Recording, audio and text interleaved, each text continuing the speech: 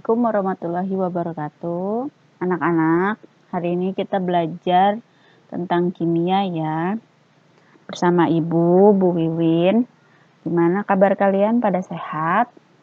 Sehat, Bu Guru. Jangan lupa ya, tetap menerapkan protokol kesehatan. Jangan lupa cuci tangan, jaga jarak, dan kalau berpergian pakai masker ya. Hari ini kita belajar tentang kimia, yaitu materinya adalah campuran. Nah, campuran itu terbagi menjadi 3, yaitu ada homogen, nama lainnya adalah larutan, ada koloid, dan ada heterogen, nama lainnya suspensi. Apa sih bedanya ketiga materi ini? Yang pertama ada larutan, homogen. Homogen itu artinya tampak sama. Jadi campuran itu terdiri dari zat pelarut dan ada zat terlarutnya. Misalkan ada garam dilarutkan dalam air. Kita aduk-aduk. Apakah setelah dia larut terlihat mana garamnya, mana airnya? Tidak kan? Nah, itu disebut dengan larutan atau larutan homogen. Artinya zat terlarut dan zat pelarutnya tidak dapat dibedakan. Ada lagi yang namanya heterogen, yaitu suspensi. Misalkan kalian menyeduh teh tubruk. Teh tubruk, tahu teh tubruk? Nah, diseduh nih sama air panas. Diaduk-aduk. Kira-kira teh sama airnya menyatu tidak? Masih terlihat nggak mana yang mana namanya teh, mana yang air? Masih terlihat kan? Nah, kalau masih terlihat, ini disebutnya dengan heterogen. Apa itu heterogen? Artinya masih dapat dibedakan mana zat terlarutnya dan mana zat pelarutnya. Di sini yang zat terlarutnya siapa? Teh. Pelarutnya siapa? Air. Tadi kalau yang larutan atau larutan tadi yang homogen, mana yang jadi zat larutnya? Gula, garam. Mana yang jadi pelarutnya? Air. Nah, di antara homogen dan heterogen ada yang namanya koloid. Artinya kalau homogen itu cewek, heterogen cowok, berarti ini tengah-tengahnya nih, koloid. Nah, itu namanya apa? Nah, ini disebut koloid, dia itu tampak homogen, padahal aslinya dia adalah heterogen. Contohnya kayak apa? Contohnya kayak susu. Susu itu tampak seperti kita lihat susu yang menyatu, warnanya putih, ada partikel susunya dan airnya tidak terlihat. Padahal jika menggunakan suatu alat namanya mikroskop ultra, bisa terlihat tuh mana partikel susunya, mana zat pelarutnya. Ini yang disebut dengan koloid. Jadi tampak seperti homogen padahal aslinya adalah heterogen. Contohnya apalagi selain susu? Ada santan, lalu ada jelly, lalu ada cat, dan lain-lain. Oke, lanjut ya. Nah, kita bahas untuk bab ini adalah materinya adalah larutan. Larutan adalah campuran homogen dari dua jenis zat atau lebih. Larutan dalam bahasa Inggris adalah solution. Terdiri atas pelarut namanya solvent dan zat terlarut namanya solut. Contohnya adalah larutan gula, larutan garam, larutan urea, dan lain-lain. Lalu konsentrasi larutan. Nah, konsentrasi larutan ini berkaitan dengan kepekatan atau jumlah relatif antara pelarut dan terlarut. Jika larutan yang mengandung banyak zat terlarut, itu disebut dengan larutan pekat. Kalau yang sedikit terlarutnya, itu disebut dengan larutan encer. Kalau misalkan kalian bikin sirup sama air, kamu sirupnya kebanyakan, jadinya pekat banget kan? Kalau sirupnya sedikit, jadinya encer. Nah, ini yang mirip-mirip seperti itulah.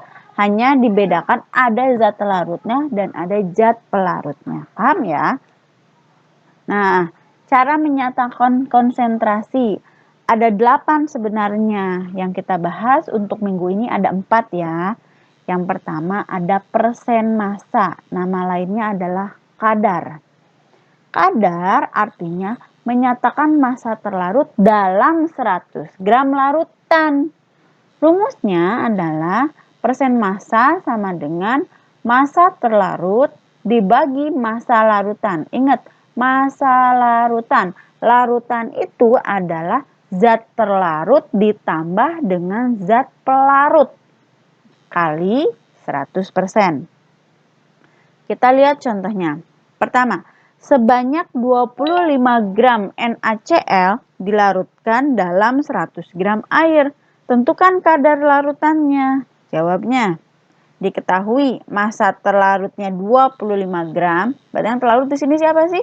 NaCl. NaCl itu natrium klorida, yaitu garam. Lalu massa pelarutnya. Pelarutnya di sini siapa? Air. Nah, adalah 100 gram. Lalu sehingga massa larutan itu terlarut dijumlah dengan pelarut 25 ditambah 100, totalnya 125 gram. Paham ya? Lalu ditanyakan berapa persen massa? Jawab. Persen massa sama dengan massa terlarut dibagi massa larutan dikali 100%. 25 dibagi 125 kali 100% berapa? 20%. Oke? Paham anak-anak? Lanjut ya. Yang kedua, menyatakan konsentrasi yang kedua yaitu persen volume. Itu tadi massa, sekarang volume nggak beda jauh kok. Kalau ini volume biasanya adalah yang zat terlarutnya berupa cairan. Kepekatan dapat dinyatakan dengan persen volume. Persen volume ini menyatakan jumlah mili terlarut dalam 100 mili larutan. Contoh, rumusnya ini dulu ya. Volume terlarut dibagi volume larutan kali 100%. Sama kan kayak tadi. Contohnya ya, sebanyak 40 ml alkohol dilarutkan dalam 100 ml air. Tentukan persen volume alkohol dalam larutan yang diperoleh. Diketahui volumenya 40 ml, volume pelarutnya 100 ml, larutannya dijumlahin nih 100 ditambah 40. Ingat, larutan itu terdiri dari zat terlarut dengan zat pelarut. Dijumlahkan nih 100 tambah 40 sama dengan 140 ml. Berapa persen volumenya? Jawab, persen volumenya adalah volume terlarut dibagi volume larutan dikali 100%. Sama dengan 40 per 140 kali 100% sama dengan 28,57. Lanjut. Cara menyatakan konsentrasi yang ketiga yaitu bagian per juta atau in English namanya part per million, ppm. Apa itu? Untuk larutan yang sangat encer, kepekatannya dapat dinyatakan dalam bagian per juta atau BPJ atau nama bahasa Inggrisnya part per million. Rumusnya massa terlarut dibagi massa larutan kali 10 pangkat 6. 10 pangkat 6 itu 1, nolnya ada 6. Kalau nolnya ada 6, nama lainnya adalah 1 juta. Ya, paham ya? Lanjut contoh soalnya. Dalam 10 liter air limbah terdapat 2 mg merkuri. Tentukan kadar merkuri tersebut dalam BPJ. Diketahui massa terlarutnya 2 mg. Massa larutannya adalah 10 liter. Yang ini ya, air limbah. Berarti 10 liter ini adalah 10 dikali 1 juta. Harusnya di sini 10 juta ya. Berapa kadar merkurinya? Jawab. Berarti 2 dibagi 10 juta. Ini kurang 0,1 ya, 10 juta. Nih, nolnya berarti ada 7. 1, 2, 3, 4, 5, 6, 7 ya. 10 pangkat 7. 10 juta dikali 10 pangkat 6 karena dia juta. Berapa? 2 dibagi 10 juta dikali 10 pangkat 6 atau dikali 1 juta, totalnya 0,2 BPJ. Nah, cara menyatakan konsentrasi yaitu keempat, kemolaran. Kemolaran menyatakan jumlah zat terlarut dalam tiap liter larutan. Lambangnya adalah M, molar ya, satuannya mol per liter atau molar. Contohnya di sini ada rumusnya dulu ya. Mol dibagi volume. Mol itu dilambangkan dengan N, volumenya adalah V.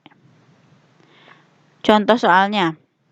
Berapakah kemolaran yang dibuat dengan melarutkan 2 gram NaOH dalam 100 ml larutan?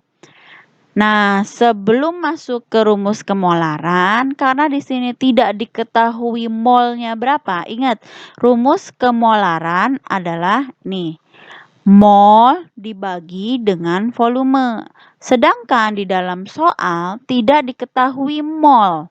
Oleh karena itu, kita harus cari tahu dulu mol NaOH-nya berapa. Masih ingat nggak rumusnya?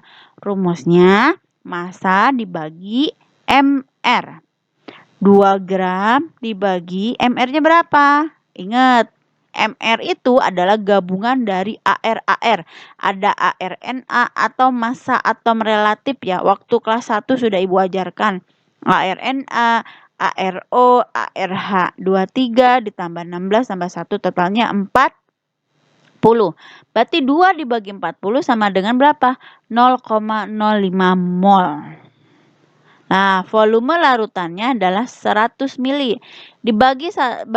Jadi kan ke liter berarti 100 ml dibagi 1000 yaitu 0,1 liter. Berapa kemolarannya? Rumusnya tadi apa? Mol dibagi volume. 0,05 dibagi 0,1 liter sama dengan 0,5 mol per liter atau nama lainnya adalah 0,5 molar. Paham sampai sini? Jika belum paham, silahkan diulangi lagi penjelasan yang Ibu tadi ya. Nah, materi selanjutnya nanti kita akan bahas, masih tetap hitung-hitungan di minggu depan, yaitu pengenceran, kemolaran, fraksi mol, dan serta latihan soalnya tentunya. Tugas minggu ini, Ibu cuman ngasih 5 soal doang kok. Yang pertama, sebanyak 20 gram NaOH dilarutkan dalam 100 ml air, tentukan kadar masanya. Yang kedua, 50 ml alkohol dilarutkan dalam 100 ml air, tentukan persen volume.